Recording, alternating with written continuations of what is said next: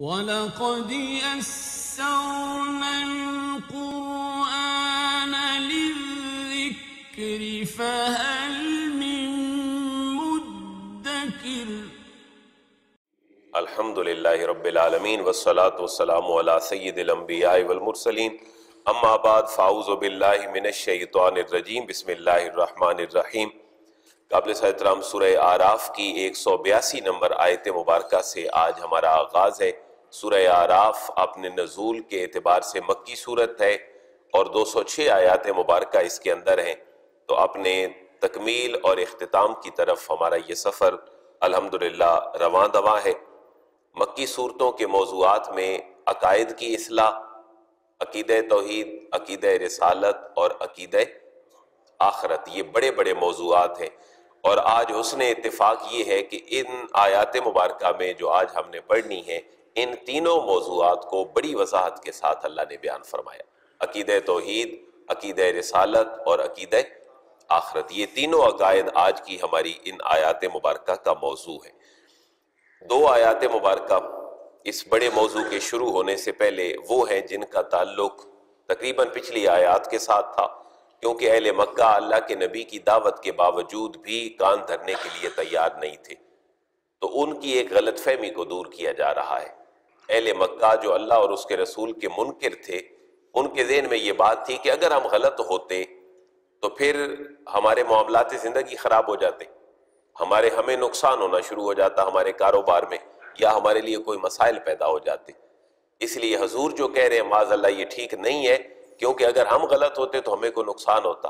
اللہ ان کے اس mind set کا رد فرما رہا ہے کہ تم ہماری آیات کا انکار کرتے ہو تو ضروری نہیں ہے کہ تمہیں دنیا داری میں کسی پریشانی میں مبتلا کر دیا جائے۔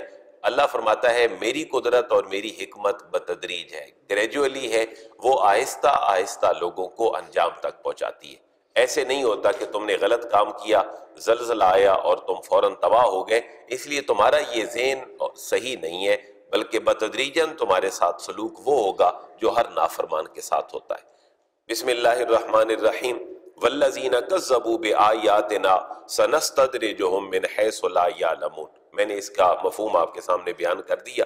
والذین، واو کا معنی اور، الذین جو لوگ، کذبوا جھٹلاتے ہیں، یا وہ لوگ جنہوں نے جھٹلایا، تکذیب کی، بآیاتنا ہماری آیات کی، ہمارے احکامات کی، سنستدرجہم من حیث لا یعلمون، ضروری نہیں انہیں نقصان ہو فوراً کاروبار میں، اتار چڑھاؤ میں۔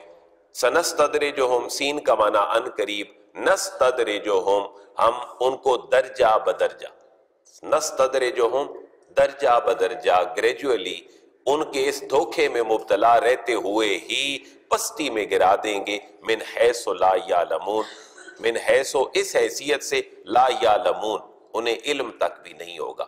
یہاں سے یہ پتہ چلتا ہے کہ اگر انسان اللہ کا نافرمان بھی ہو تو اللہ کی نعمتیں اس کو ملتی رہتی ہیں، لیکن اللہ تبارک و تعالیٰ اس کو ڈھیل دیتا ہے کہ شاید کہیں لوٹ کر میری بارگاہ کی طرف ہی آ جائے۔ وَأُمْلِي لَهُمْ إِنَّ كَيْدِي مَتِينٌ، یہ بھی اسی آیت کا تتمہ ہے۔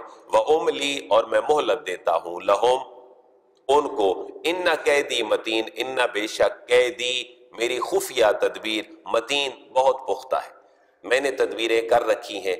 وہ تدبیریں کیا ہو سکتی ہیں؟ ممکن ہے کہ بڑے نافرمان ہو تو چھوٹوں میں اللہ اولادوں میں فرمانبرداری پیدا فرما دے، جاہلوں سے عالم پیدا فرما دے، عالموں سے جاہل پیدا فرما دے، غریبوں سے امیر پیدا فرما دے، امیروں سے غریب پیدا فرما دے۔ وَأُمْلِي لَهُمْ إِنَّ كَيْدِي مَتِينٌ، میں مہلت دیتا ہوں انہیں، بے شک میری خفیہ تدبیر بہت پختہ ہے۔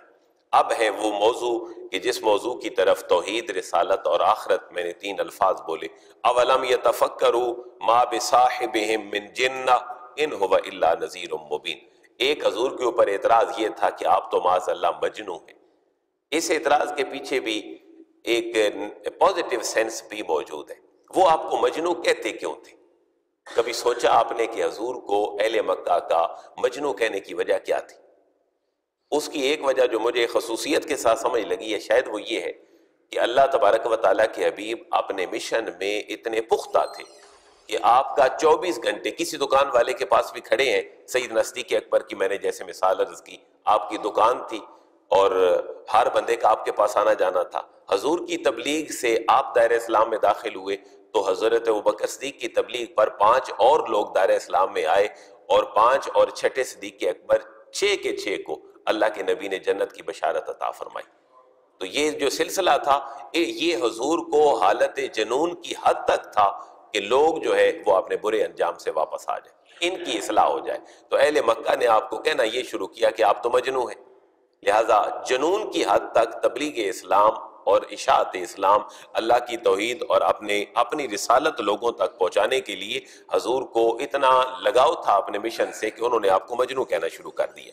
اولم یتفکروا، کیا وہ غور و فکر نہیں کرتے اہل مکہ؟ ما بصاحبہم من جنہ، ما کا معنی نہیں ہے، بصاحبہم ان کے صاحب، ان کے فرینڈ، ان کے دوست، ان کے صاحب، من جنہ، من کا معنی سے جنہ کا معنی جنون، ان کے اوپر جنون کا اثر نہیں ہے کہ تم کہو معاذ اللہ یہ بیکی باتیں کرتے ہیں، بلکہ یہ اگر جنون ہے تو یہ اللہ کے احکامات کو تم تک پہنچانے کا جنون ہے۔ تم اگر اس کو جنون کے مرض میں مبتلا ہو کر کہو کہ ایسی بات ہے تو اللہ فرما رہا ہے ما بصاحبہم من جنہ، ان کے صاحب پر تو جنون کا ذرا بھی اثر نہیں ہے، ان ہوا الا نذیر مبین، لیکن آپ کی جو دعوت ہے اس کے اندر جو نذیریت ہے اور ڈرانے کا تصور ہے یہ صرف تمہیں اللہ کی اطاعت کی طرف لانے کے لیے ہے۔ ان ہوا، نہیں ہے وہ جناب محمد مصطفیٰ، الا نذیر مبین، الا مگر نذیر مبین، کھلم کھلا ڈرانے والے۔ اللہ بھی نذیر ہے، اس کے حبیب بھی نذیر ہے۔ اولم ینظروا فی ملکوت السماوات والارض وما خلق اللہ من شیء، ان آیات مبارکہ میں اللہ کی توحید کو بیان کرنے کے لیے عقلی دلائل کو اللہ نے بیان فرمایا۔ اہل مکہ کے سامنے اگر یہ بات رکھی جاتی کہ اللہ ایک ہے، کہاں لکھا ہے؟ یہ قرآن میں لکھا ہے، تو انہوں نے تو ماننا ہی نہیں تھا، کیونکہ وہ قرآن کو نہیں مانتے تھے، وہ صاحب قرآن کو نہیں مانتے تھے، وہ تو اللہ کو نہیں مانتے تھے۔ تو ان کے سامنے وہ طریقہ اختیار کیا گیا جو ان کے لیے ایکسیپٹیبل تھا، ان کے لیے قابل قبول تھا۔ وہ کیا تھا کہ امیر ہو یا غریب، اس نے رہنا کس کے اوپر ہے؟ زمین پہ۔ امیر ہو یا غریب، اس نے کس کے نیچے رہنا ہے؟ آسمان کے۔ اور ہر بندے کا تعلق زمین اور آسمان کے درمیان والی اللہ کی ساری مخلوقات سے بھی ہے۔ اللہ فرما رہا ہے بھئی تم اگر میری ذات کا عرفان چاہتے ہو تو ذرا غور کرو، یہ زمین جس پہ ہر امیر غریب رہتا ہے، یہ آسمان جس کی چھاؤں میں تم رہتے ہو، بارشیں برستی ہیں، تمہاری زمین زرخیز ہوتی ہے، وہاں سے پھر پھل پھول پودے اگتے ہیں جن پہ تمہاری زندگی کا انحصار ہے، میں وہ ہوں جس نے یہ سارا کچھ پیدا فرمایا۔ تو ان کے لیول پہ آ کر اللہ نے گفتگو فرمائی۔ اولم ینظروا، کیا لم ینظروا، انہوں نے غور نہیں کیا، کبھی انہوں نے فکر و نظر نہیں کی کس بارے میں؟ فی ملکوت السماوات، فی کا معنی میں، ملکوت السماوات آسمانوں کی بادشاہیوں میں، اللہ کی ملکیتوں میں، والارض اور زمین کی وسعتوں میں، آسمانوں کی بلندیوں اور بادشاہیوں میں اور زمین کی وسعتوں میں، اس وسیع مملکت میں کیا کبھی انہوں نے غور و فکر نہیں کیا یہ زمین کس نے بنائی، یہ آسمان کس نے بنایا؟ وما خلق اللہ من شیء، واو کا معنی اور، ما کا معنی جو، خلق اللہ اللہ نے تخلیق فرمائی، من شیء ان کے اندر چیزیں، زمین و آسمان کے درمیان میں اللہ نے جو چیزیں پیدا فرمائی، اللہ فرما رہا ہے میں وہ ہوں جس نے یہ سارا کچھ تمہارے لیے پیدا فرمایا۔ وَأَنْ عَسَىٰ أَنْ يَكُونَ قَدِ اقْتَرَبَ أَجَلُهُمْ فَبِأَيِّ حَدِيثٍ بَعْدَهُ يُؤْمِنُونَ، اور پھر کیا انہوں نے کبھی غور نہیں کیا اس بارے میں بھی کہ ان عصا، ان کا معنی کہ عصا کا معنی قریب ہے، عصا پرمنٹ ورب نہیں ہے بلکہ اس کو افعال ناقصہ، فعل ناقص کہا جاتا ہے، یہ کسی معنی کو، فعل کے معنی کو قریب کرنے کے معنوں میں استعمال ہوتا ہے۔ عصا قریب ہے، ان یکونا، ان کا معنی کہ یکونا آ جائے، قد اقترب اجلہم، قد کا معنی تحقیق، اقترب قریب کے معنوں میں، اجلہم مقررہ مدت، مقررہ وقت، ہر ایک کی موت اور قیامت۔ تو کیا انہوں نے کبھی غور نہیں کیا کہ ایک خاص لمحہ ہے جس نے آ جانا ہے اور اس کے بعد ان کی زندگیاں ختم ہو جانی ہیں؟ ان دونوں باتوں میں انہوں نے غور اگر نہیں کیا، زمین و آسمان پہ، مرنے اٹھنے جینے پہ، تو فَبِأَيِّ حَدِيثٍ بَعْدَهُ يُؤْمِنُونَ، فا کا معنی پس، با کا معنی ساتھ، اَيِّ حَدِيثٍ کون سی ایسی بات پھر آئے گی، بعدہ اس قرآن کے بعد، یؤمنون جس کے اوپر وہ ایمان لائیں گے۔ یعنی اگر انہیں اپنے مرنے کا احساس تک بھی نہیں ہے کہ ان کے بڑے مر گئے، اور زمین و آسمان کی تخلیق میں اتنی بڑی وسعتوں میں اگر انہوں نے غور و فکر نہیں کیا تو محبوب پھر یہ اس کے بعد کس بات کے اوپر ایمان لائیں گے؟ کچھ سمجھ نہیں آ رہی کہ یہ کب واپس لوٹیں گے۔ من یضلل اللہ فلا ہادی لہ ویذرہم فی طغیانہم یعمہون۔ من کا معنی جو یضلل اللہ، جس کو اللہ گمراہ کر دیتا ہے، فلا ہادی لہ، اس کو کوئی ہدایت دینے والا نہیں ہے، وَيَذَرُهُمْ، اور اللہ ان کو چھوڑ دیتا ہے، رہنے دیتا ہے، فِي طُغْيَانِهِمْ، ان کی گمراہی میں، يَعْمَهُونَ، وہ اسی میں بھٹکتے رہتے ہیں۔ ہم نے سورہ بقرہ کے پہلے صفحے پہ پڑھا تھا صُمٌّ بُکْمٌ عُمْیٌ، یہ عُمْیٌ جو ناؤن تھا اس کو وربلائز کیا گیا تو یہ فعل مضارع بنا، اور فعل مضارع کا یہ جمع کا صیغہ ہے۔ اللہ ان کو اپنی گمراہی میں رہنے دیتا ہے جس میں وہ بھٹکتے رہتے ہیں۔ جس کو اللہ گمراہ کرے اس کو کوئی ہدایت نہیں دے سکتا۔ اس کا معنی کیا ہے؟ پھر جو گمراہ ہو جائے پھر اس کی گمراہی پہ کسی کو مورد الزام تو نہیں ٹھہرانا چاہیے، بھائی اس کو گمراہ بھی تو پھر اللہ نے کیا، پھر اللہ اس کو جہنم میں کیوں بھیجے گا؟ اس کا جواب بار بار میں عرض کرتا آ رہا ہوں کہ ہر خیر اور ہر شر کا خالق کون ہے؟ اللہ تبارک و تعالی۔ لیکن اس خیر کو قبول کرنے اور باطل اور شر سے دور رہنے کی صلاحیت بھی ہمیں کس نے دی ہے؟ اللہ نے دی ہے۔ اور انسان اگر صلاحیتیں یوٹیلائز نہیں کرتا اور وہ خیر کے بجائے شر کی طرف جاتا ہے تو شر کی نسبت بھی پھر کس کی طرف ہے؟ اللہ کی طرف ہی ہے، کیونکہ اللہ ہی تو اس کا خالق ہے۔ لیکن انسان اپنی صلاحیتیں یوٹیلائز نہیں کرتا، جس کی وجہ سے اللہ فرما رہا ہے کہ اب اللہ نے ہی اس کو گمراہ کیا ہے، اس کو کوئی ہدایت دینے والا نہیں۔ یہ اب آگے ایک بڑا موضوع شروع ہو رہا ہے جو قیامت کا موضوع ہے کہ وہ قیامت کب آئے گی، اور اس کے اندر ہی مقام رسالت بھی چھپا ہے۔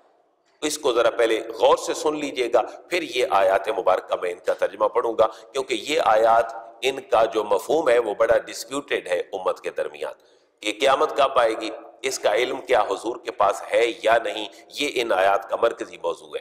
اور حضور کو علم غیب ہے یا نہیں، ان آیات کو بطور دلیل پیش کیا جاتا ہے، اور امت نظریاتی طور پر ڈیبیٹ میں مبتلا رہتی ہے۔ پہلی بات یہ سن لیں کہ یہ آیات مبارکہ نازل کب ہوئی۔ یہ آیات مبارکہ اہل مکہ کے اس نظریے کے بعد نازل ہوئی جو انہوں نے مقام رسالت میں افراط اور تفرید کیا۔ افراط اور تفرید کا معنی کیا ہے؟ کمی بیشی، زیادتی۔ جہاں کمی ہے وہاں زیادتی کر دیں، جہاں زیادتی ہے وہاں کمی کر دیں۔ پہلا اہل مکہ کا موقف کیا تھا کہ نبی آنا ہی تھا تو کسی امیر گھرانے میں آ جاتا۔ یہ غریب گھرانے میں حضرت عبداللہ کے گھر میں بچے نے ضرور پیدا ہونا تھا کہ جس کا باپ ہی نہیں ہے دنیا میں، جس کی ماں 6 سال کے بعد چلی گئی۔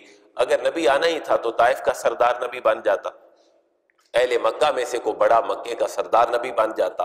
تو یہ ان کا اعتراض وہ تھا جو مقام رسالت سے بہت ہٹ کر تھا۔ اللہ فرما رہا ہے یہ نبوت تو گفٹڈ چیز ہے، میں جس کو مرضی عطا کر دوں، اس میں لوگوں کے امیر اور غریب ہونے کا کوئی سروکار نہیں ہے۔ دوسری بات یہ ہے، اس سے دوسرے درجے کی زیادتی کیا تھی کہ اگر آپ نبی ہیں تو ٹھیک ہے ہم مان لیتے ہیں آپ نبی ہیں، لیکن پھر ہمیں بتایا کریں کہ کون سے کاروبار میں نفع ہوگا اور کون سے کاروبار میں نقصان ہوگا، تاکہ ہمارے کاروبار تو کم از کم پنپنے شروع ہو جائیں۔ تو یہ جو دونوں طرح کے افراط تفرید تھے، اللہ تبارک و تعالیٰ نے ان دونوں کو رد فرما دیا کہ نبوت تم اتنے چھوٹے لیول کی بھی نہ سمجھو کہ اب کوئی غریب نبی نہیں بن سکتا یا جس کا باپ نہیں ہے وہ نبی نہیں بن سکتا۔ یہ گاڈ گفٹڈ چیز ہے، اللہ جس کو مرضی عطا کر دے۔ اور دوسری بات، تم اگر نبی سے یہ فائدے لینا چاہتے ہو تو پھر نبی صلی اللہ علیہ وسلم نے اعلان فرما دیا کہ میں تمہیں منڈیوں کے بھاؤ اور ریٹ بتانے کے لیے نہیں آیا، میں تو تمہیں اللہ کے خوف اور آخرت کے خوف دلانے کے لیے آیا ہوں۔ مجھ سے وہ چیزیں توقع نہ رکھو کہ جو اللہ تبارک و تعالیٰ کے پاس ہیں، اور اللہ نے ہی ان کا معاملہ تمہارے ساتھ کرنا ہے۔ یہ بنیادی طور پر 2 نظریے تھے جن کے رد میں یہ آیات مبارکہ نازل کی گئیں، اور پھر ایک جملہ آئے گا جس سے یہ پتہ چلے گا کہ اللہ نے اپنے نبی کو کتنا علم عطا فرمایا ہے۔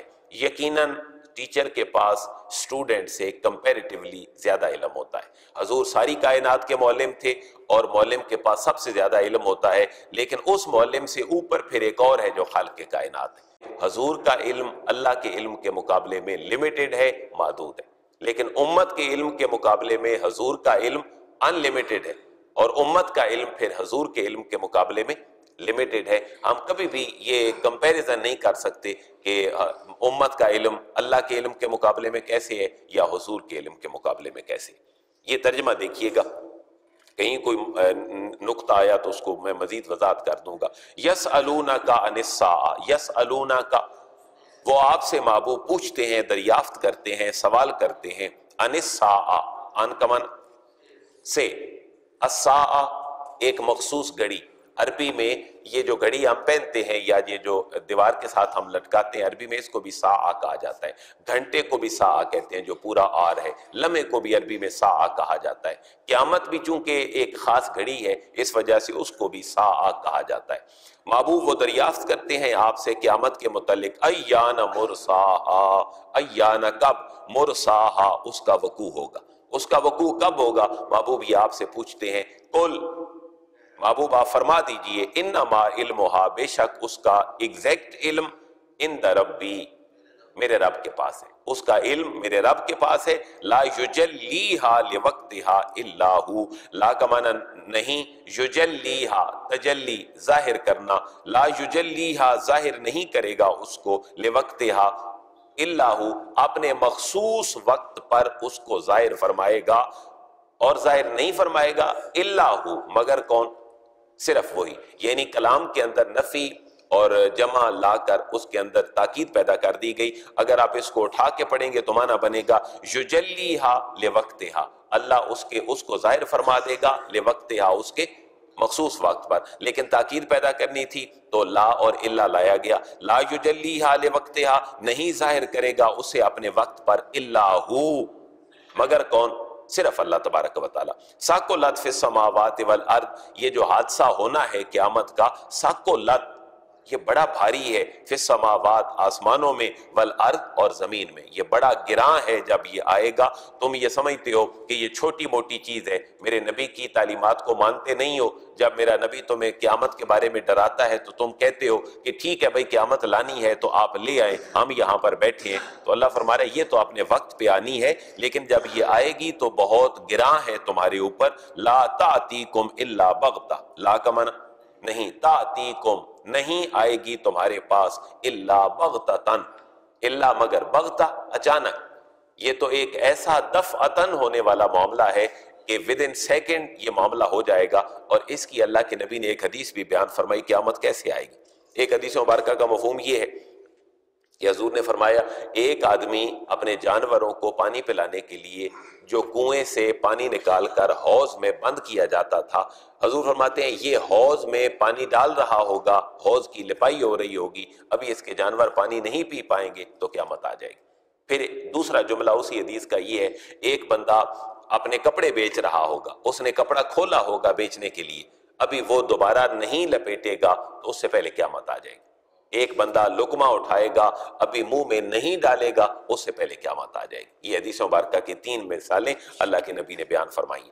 यसअलूना का अन्ना का हफीयुन अनहा, यसअलूना का महबूब ये आपसे सवाल करते हैं, का अन्ना का गोया के आपने, हफीयुन अनहा इसकी तहकीक कर ली है खूब कि क़यामत कब आएगी, इसका लम्हा आपने इनके लिए मुतय्यन कर दिया है। गोया महबूब आपसे तो ये इस तरह सवाल करते हैं कि आप ले आए जी क़यामत जो लेके आनी है, आपने जो करना है करके दिखा दें, हम तो यहाँ पर बैठे हैं, ना अल्लाह को मानेंगे ना मरने के बाद दोबारा उठने को मानेंगे। कुल इन्नमा इल्मुहा इंदल्लाह वलाकिन्ना अक्सरन नास ला यालमून। यहाँ दूसरी आयत में फिर ऊपर इंदा रब्बी था, यहाँ इंदल्लाह फरमाया। कुल महबूब फरमा दीजिए, इन्नमा इल्मुहा बेशक क़यामत का इल्म इंदल्लाह अल्लाह के पास है, वलाकिन्ना अक्सरन नास लेकिन अक्सर लोग ऐसे हैं, ला यालमून जो नहीं जानते। कुल ला अमलिकु लिनफ्सी नफ़अन वला दर्रन इल्ला मा शा अल्लाह वलौ कुन्तु आलमुल गैब लस्तक्सरतु मिनल खैर वमा मस्सनी यसू इन आना इल्ला नज़ीरुन व बशीरुन लिकौमी युमिनून। ये हुजूर के इल्म गैब की बात है। जब अहले मक्का का मुतालबा यहाँ तक पहुँचा कि ठीक है हम आपकी नबुव्वत को मान लेते हैं, लेकिन हमें ये तो पता चले कि हमारा किस काम में नफा होगा, किस काम में नुकसान होगा, हम कौन सा कारोबार करें, कौन सा काम ना करें, ये आप फिर बता दें तो हम आपको नबी मान लेते हैं। अल्लाह फरमा रहा है महबूब इनको कह दें, कुल महबूब इनको फरमा दीजिए, ला अमले को मैं मालिक नहीं हूं, ले नफसी अपनी जात के लिए, नफ़अन किसी नफे का, वला दर्रा और किसी नुकसान का। ये नफा और नुकसान खालिसतन किसकी तरफ से है? اللہ کی طرف سے ہے، لہٰذا تم مجھ سے یہ توقع نہ رکھو کہ میں یہ تمہیں مستقبل میں 15 منٹ کے بعد ہونے والا معاملہ بتا دوں گا اور ریوارڈ میں یہ کہوں گا کہ اب تو مجھے نبی مان لو۔ یہ اگر تم نے کلمہ پڑھنا ہے تو پھر خالص اللہ کی رضا کے لیے پڑھنا پڑے گا، اس میں مادی اور دنیاوی فوائد نہیں رکھنے پڑیں گے۔ یہ اب اگلا جملہ جو ہے ایک چھوٹا سا، یہ اس تسلی اور تشفی کے لیے ہے کہ امت اکٹھی ہو سکتی ہے۔ لا املک، میں مالک نہیں ہوں، لنفسی، اپنے نفس پر نفع، کسی نفع کا، ولا ضرا، اور کسی نقصان کا۔ اگلا جملہ غور طلب ہے، الا ما شاء اللہ، اللہ سوائے اتنے نفع اور اتنے نقصان کے اور اتنے علم کے، ما شاء اللہ، ما کا معنی جو، شاء چاہا، اللہ ہو اللہ نے۔ اب علم غیب کتنا حضور کے پاس ہے؟ الا ما شاء اللہ، جتنا اللہ نے چاہا اپنے محبوب کو عطا فرما دی۔ لہٰذا امت کو شاید اس میں لڑنے کی ضرورت نہیں ہے کہ حضور کے پاس کتنا علم غیب تھا اور کتنا علم غیب نہیں تھا۔ یہ جو الا ماشاء اللہ سے ایکسیپشن ہے، یہاں سے یہ پتہ چل رہا ہے بذات خود اپنی ذات پر نفع اور نقصان کا کوئی مالک نہیں ہے الا ماشاء اللہ، سوائے اللہ تعالیٰ جتنا دے دے اپنے نبی کو دے دے، اس میں امت کو لڑنے کی ضرورت نہیں کہ آپ کے پاس علم غیب کتنا تھا، اللہ نے کتنا عطا فرمایا، الا ماشاء اللہ، جتنا اللہ نے چاہا دے دیا۔ پھر ایک اور آیت میں یہ فرمایا جا رہا ہے کہ اللہ تبارک و تعالیٰ علم غیب بتانے پہ بخیلی نہیں فرماتا، اللہ جس کو چاہتا ہے اپنے رسولوں میں سے علم عطا فرما دیتا ہے، لہذا الا ماشاء اللہ کی یہ تفصیل ہے۔ اور پھر میں نفع اور نقصان کا مالک نہیں ہوں، لیکن حضور جب شفاعت فرمائیں گے تو جن کے اوپر دوزخ کی آگ واجب ہو چکی ہوگی وہ کہاں چلے جائیں گے؟ جنت میں چلے جائیں گے۔ اب وہاں پر یہ نفع بظاہر کس کی طرف سے ہوا؟ رسول اللہ کی ذات سے ہوا، لیکن اس کے پیچھے یہ طاقت اللہ کے نبی کو شفاعت کی اور اذن شفاعت کون دینے والا ہے؟ اللہ تبارک و تعالیٰ۔ اور وہاں ہم نے پڑھا پوری صورت میں لا یشفع عندہ الا باذنہ، تو اللہ کے اذن سے اللہ جتنا چاہے اپنے نبی کو علم عطا فرما دے، جتنا چاہے اپنے نبی کو طاقت عطا فرما دے۔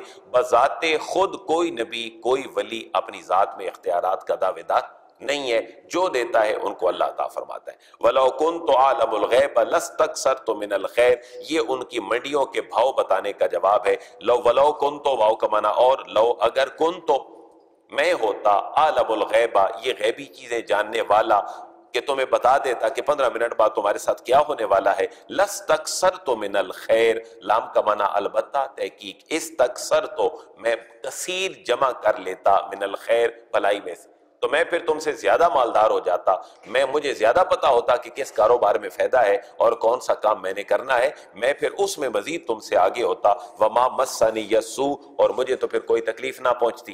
حالانکہ بدر میں چل کے حضور کو عزیمت بھی اٹھانا پڑی، غزوہ احد میں آپ کو دندان مبارک بھی شہید کروانا پڑے، آپ کو طائف میں پتھر بھی کھانا پڑے، تو آپ نے فرمایا مجھے پھر تکلیف نہ پہنچتی اگر ہر بات پہلے بتا دی جاتی، کیونکہ یہ تو مقام نبوت کے خلاف ہے، یہ تو اللہ کے توکل کے ہی خلاف ہے، اور حضور جو فرما رہے ہیں وہ تواضع کی بنا پر ہے اور انکساری کی بنا پر ہے۔ وَمَا مَسَّنِيَ السُّوءُ، پھر مجھے تو کوئی قریب میرے پریشانی نہ آتی، بلا نہ آتی۔ ان آنا الا نذیر وبشیر لقوم یؤمنون، حضور کون ہے؟ ان نہیں ہوں، آنا میں، حضور فرماتے ہیں میں نہیں ہوں، الا نذیر، الا مگر نذیر ڈرانے والا، وبشیر اور خوشخبری سنانے والا، لقوم یؤمنون اس قوم کے لیے، یؤمنون جو ایمان لانے والی ہے۔ لہٰذا سارے کے سارے علوم کس کے پاس ہیں؟ اللہ کے پاس ہے، اور اس نے جو نبوت دی ہے اپنے برگزیدہ بندوں کو، وہ جتنا چاہتا ہے ان کو علم عطا فرما دیتا ہے۔ حضور نے قیامت کی علامات بیان فرمائی ہیں، تو اب علامات عام بندے کو تو پتہ نہیں ہے، یہ کس نے بیان کی ہیں؟ رسول اللہ نے۔ پتہ یہ چلا کہ امت کا علم حضور سے کم ہے اور حضور کا علم اللہ سے کم ہے۔ اللہ کا علم ان لمیٹڈ ہے، رسول کا علم لمیٹڈ ہے، جتنا دیتا ہے اللہ اپنے نبیوں کو عطا فرما دیتا ہے۔ هو الذي خلقكم من نفس واحدة وجعل منها زوجها ليسكن إليها فلما تغشاها حملت حملا خفيفا فمرت به فلما أثقلت دعوا الله ربهما لئن آتيتنا صالحا لنكونن من الشاكرين۔ چھوٹا سا ایک واقعہ ہے اور اس میں تقریباً سارا فعل ماضی استعمال ہوا ہے۔ اللہ ایک مثال دے رہا ہے اہل مکہ کو کہ ذرا یاد کرو کہ میرا نام منان ہے، تو تم اس سے نقل کر کے اپنے بت کا نام منات رکھ دیتے ہو، اسی طرح میرے جتنے نام ہیں صفاتی ان کی نقل کر کے تم اپنے خداؤں کے نام پہ رکھ کے بیٹھے ہو. ذرا یہ غور کرو کہ تمہارے ہاں اولاد نہیں ہوتی، تم گڑ گڑا کر دعا کرتے ہو اللہ ہمیں اولاد دے دے. پھر میاں بیوی دونوں قریب جاتے ہیں، یہ پوری آیت کا مفہوم ہے. میاں بیوی دونوں قریب جاتے ہیں، عورت جو ہے وہ حمل میں مبتلا ہوتی ہے، پریگنٹ ہوتی ہے، پھر وہ بڑھتی رہتی ہیں ساری چیزیں. پھر ایک وقت وہ آتا ہے کہ اللہ اولاد دے دیتا ہے، لیکن تم پھر میرے شریک بنانا شروع کر دیتے ہو. وہ ذرا اپنا رونا دھونا دیکھو جب تمہاری اولاد نہیں تھی. اب اللہ نے اولاد دے دی، تم نے شکر کا وعدہ کیا تھا، لیکن اس کے بعد پھر تم میری ذات سے منہ موڑ لیتے ہو، میرے ساتھ پھر چیزوں کو شریک کرنا شروع کر دیتے ہو. ترجمہ آپ فرمائیں گے فعل ماضی ہے، اس کے اندر کوئی مشکل کام نہیں ہے. ہوا وہی اللہ وہ ہے جس نے خلقکم تمہیں پیدا من سے نفس واحدہ ایک انسان سے، آدم کریم سے تمہیں پیدا کیا. وجعل منہا زوجہا، واو کا معنی، اور جعل بنایا، منہا اس ایک نفس سے، زوجہا اس کا جوڑا، اس ایک نفس سے پھر اللہ نے جوڑا بنایا، یعنی آدم سے اما حوا کو پیدا کیا. لیسکن الیہا، یہاں اب مرد اور عورت کے تعلق کا جو خدائی نظام کے ساتھ معاملہ ہے اللہ اس کو واضح فرما رہا ہے. لیسکن الیہا، تاکہ مرد اپنی عورت سے اطمینان حاصل کرے اور عورت اپنے مرد سے سکون حاصل کرے. تو رشتہ ازدواجیت میں ایک چیز اللہ نے یہ بیان فرمائی ہے، لیسکن الیہا، دونوں ایک دوسرے سے تسکین حاصل کرے. اللہ فرما رہا ہے یہ جو تسکین تمہیں ملتی ہے اس تعلق سے، اس تسکین کے پیچھے بھی تو ایک خالق ہے جس نے تمہارے اندر یہ کیفیتیں رکھ دی، وہ تمہارا خالق ہے. اب پھر وہی بات ہے کہ اس میاں بیوی کے تعلق میں اور میاں بیوی کی تسکین لینے میں جو نکاح کے بعد انہیں ملتی ہے، کیا امیر اور غریب اس میں مختلف ہیں؟ اس میں ایک جیسے ہیں. تو اللہ نے اپنی ذات کی طرف ان کو متوجہ کرنے کے لیے ان کو فلسفیانہ دلیلیں نہیں دی، ان کو بڑے کامن طریقے سے بہت نیچے آ کر سمجھایا کہ یہ جو تسکین کے جذبات ہیں یہ تمہیں جو دیتا ہے وہ تمہارا رب ہے. اب امیر کو بھی سمجھ آ گئی، غریب کو بھی سمجھ آ گئی. فلما تغشاها حملت حملا خفیفا، فا کا معنی پس لما جب، تغشاها جب وہ مرد ڈھانپ لیتا ہے. ہم نے سورہ بقرہ میں پڑھا تھا غشاوہ، غشاوہ کا معنی ہے پردہ. تو تغشاها جب میاں بیوی نکاح کے بعد قریب جاتے ہیں، تغشاها جب مرد ڈھانپ لیتا ہے اپنی بیوی کو، تو حملت حملا خفیفا، حملت حملا خفیفا، حملت وہ پریگنٹ ہو جاتی ہے، حملا خفیفا بڑے ہلکے طریقے سے نظام قدرت کے مطابق. فمرت بھی، فا کا معنی پس، مرہ یمرو کا معنی ہے چلنا، فمرت بھی پھر وہ چلتی پھرتی رہتی ہے اسی پریگننسی کے ساتھ. فا کا معنی پس، لما کا معنی جب، اسکلت دعوا اللہ ربہما، اسکلت پھر جب اس کے اوپر بوجھ آتا ہے یعنی ڈیلیوری کا وقت قریب آتا ہے، دعوا اللہ ربہما، دعوا وہ دونوں دعا کرتے ہیں اللہ اپنے اللہ سے، ربہما جو ان دونوں کا رب ہے. اللہ اور رب میں لغوی اعتبار سے فرق تھا جو ہم نے پڑھا تھا. اللہ اسم اعظم ہے، پوری کائنات کا خالق. رب کس کو کہتے ہیں؟ رب ہے نہ ہونے سے ہونے میں لانے والا اور ہونے سے پھر آہستہ آہستہ کمال تک پہنچانے والا. تو اس پریگننسی کی ڈیوریشن 9 مہینے میں راؤنڈ اباؤٹ میں اتنے مدارج کس نے طے کروائے حضرت انسان کو؟ اللہ تبارک و تعالیٰ نے. اس کی طرف اشارہ ہے فلما اسکلت پھر جب وہ بوجھل ہو جاتی ہے تو دعوا اللہ وہ دونوں دعا مانگتے ہیں اللہ سے. لیکن اللہ سے دعا مانگتے ہیں ان کے ذہن میں کیا ہوتا ہے کہ اللہ ہمارا رازق ہے؟ نہیں، ان کے ذہن میں یہ ہوتا ہے کہ اللہ ہمارا رب ہے، کیونکہ گریجولی یہ سٹیپ جو طے کروا رہا ہے وہ اپنی صفت ربوبیت کا مظہر ہے. جب غربت آئے گی پھر صفت رزاقیت کا وہ مظہر ٹھہرے گا، پھر گناہوں کی بخشش میں آئے گا تو پھر اس کے رحمان ہونے اور اس کے غفار ہونے کی صفت جو ہے وہ متوجہ ہوگی.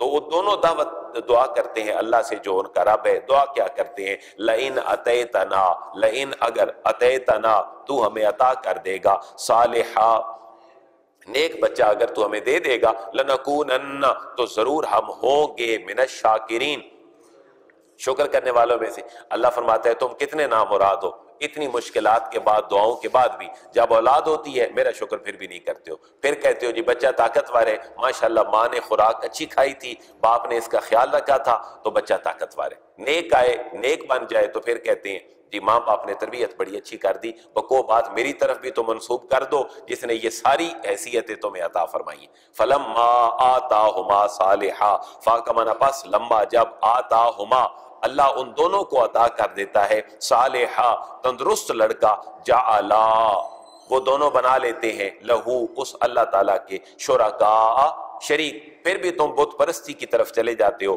فیما آتاہما اس میں جو اللہ نے تمہیں دیا تھا پھر تم کہتے ہو یہ تو میری اپنی صلاحیتیں تھیں انسان اگر کسی بڑے مقام پہ پہنچ جائے تو وہ کہتا ہے میں تو سیلف سٹینڈ آدمی ہوں میں تو محنت کر کے پہنچا ہوں بھئی یہ بھی تو دیکھو کہ اگر تم ہوتے ہی نہ تو تم کیسے یہاں پر پہنچتے تمہیں ہونے میں جو لایا تھا اس نے یہ ساری ترقیاں تمہیں عطا فرمائی تھی فتعال اللہ عما یشرکون فا کا معنی پس تعالی بلند ہے علوف میں ہے اللہ تبارک و تعالی اما اس سے یشرکون جنس کو وہ شریک ٹھہراتے ہیں اللہ ان ساری چیزوں سے بلند و برتر ہے جنہیں وہ اس شریک ٹھہراتے ہیں تو یہاں توحید کی آیاتیں مبارکہ تھی یہاں تک آگے یہی موضوع توحید اور شرک کا ہی ان اختتامی آیات مبارکہ تک موجود ہے 206 آیات مبارکہ 190 ہو گئیں تو کتنی باقی رہ گئی 16 آیات مبارکہ کے بعد یہ سورہ مبارکہ الحمدللہ اپنے تکمیل تک ہوگی اللہ تبارک و تعالی ہمیں اپنی ذات کا عرفان نصیب فرمائے ہماری ہر خوشی ہمارا ہر غم